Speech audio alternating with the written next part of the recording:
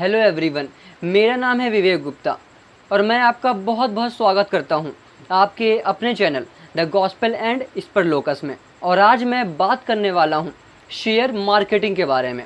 Share marketing, जिसका नाम सुनते ही कई लोग सोचने लग जाते हैं कि बहुत रिस्क है। कई लोग कहते हैं ये एक जुआ है। मतलब ओवरऑल कहने का मतलब है it's only the game of rich person. लेकिन मैं आपको बताना चाहता हूँ कि ऐसा बिल्कुल भी नहीं है। ये कितना रिस्की है ये डिपेंड करता है कि आप ट्रेडिंग करते हैं या फिर इन्वेस्टमेंट करते हैं। सबसे पहले हम लोग ट्रेडिंग और इन्वेस्टमेंट में डिफरेंस जान लेते हैं। क्या अंतर होता है ट्रेडिंग और इन्वेस्टमेंट में। अगर हम बात करें ट्रेडिंग की, तो ट्रेडिंग एक शॉर्ट टर्म इन्वेस्टमेंट है जिसमें कि आप किसी भी कंपनी में शॉर्ट टाइम के लिए पैसा लगाते हैं। जैसे कि आपने सुबह किसी कंपनी पर पैसा लगाया और शाम को मार्केट बंद होते ही पैसा आपके अकाउंट में ट्रांसफ़र हो जाएगा। अब ज़रा यहाँ पर समझने की कोशिश कीजिएगा। बाय चांस आप जिस भी कंपनी पर पैसा लगाते हैं, जिस भी कंपनी के आप शेयर को ख़रीद रहे हैं, अगर उस कंपनी के शेयर सुबह से लेकर शाम तक बढ़ जाते हैं तो आपको प्रॉफिट हो जाएगा। और अगर उस कंपनी के शेयर सुबह से लेकर शाम तक घट जाते हैं तो आपको लॉस हो जाएगा। तो ये बहुत ज़्यादा रिस्की नज़र आता है, इसमें बहुत ज़्यादा रिस्क है। मतलब अगर आप नए हैं तो मैं आपको एडवाइस देना चाहता हूँ कि आप ट्रेडिंग को अवॉइड करें। आइए अब बात कर लेते हैं इन्वेस्टमेंट की कि इन्वेस्टमेंट क्या है।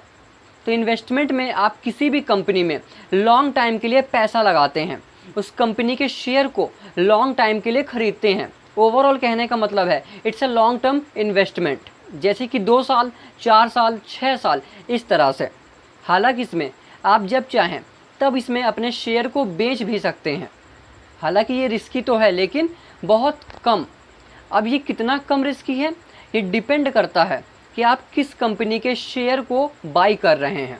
जैसे कि अगर आप किसी ब्लू चिप कंपनी के शेयर को बाई करते हैं, ब्लू चिप कंपनी का मतलब है एक ऐसी कंपनी जिसके डूबने के चांसेस बहुत कम हो, जैसे कि TCS, Infosys, MotoCorp, force Motors, इस तरीके से और भी कई सारी कंपनीज़ हैं जो कि एक ब्लू चिप कंपनीज़ में आती हैं, जो कई सालों से राज कर रही हैं। जो कंपनीज़ मैंने बताई, आप उस कंपनी के शेयर मत खरीदने लग जाना। आप अपनी रिसर्च पहले खुद करें, फिर किसी भी कंपनी के शेयर को ख़रीदें।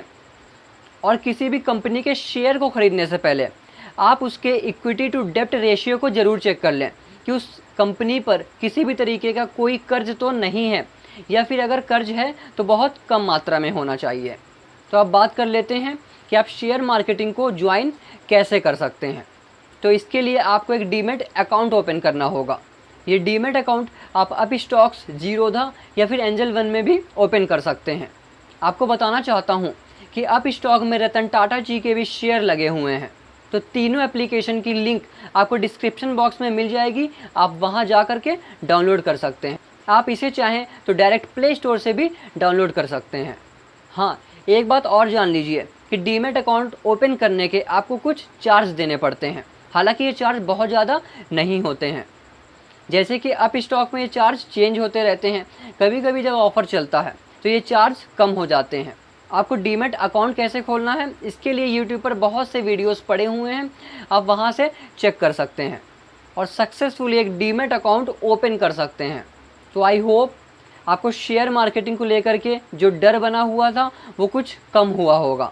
तो अगर ये जानकारी आपको अच्छी लगी हो तो वीडियो को लाइक कर दें, और इसी तरीके के अमेजिंग फैक्ट्स को देखने के लिए या फिर मोटिवेशन को देखने के लिए हमारे चैनल को सब्सक्राइब कर लें।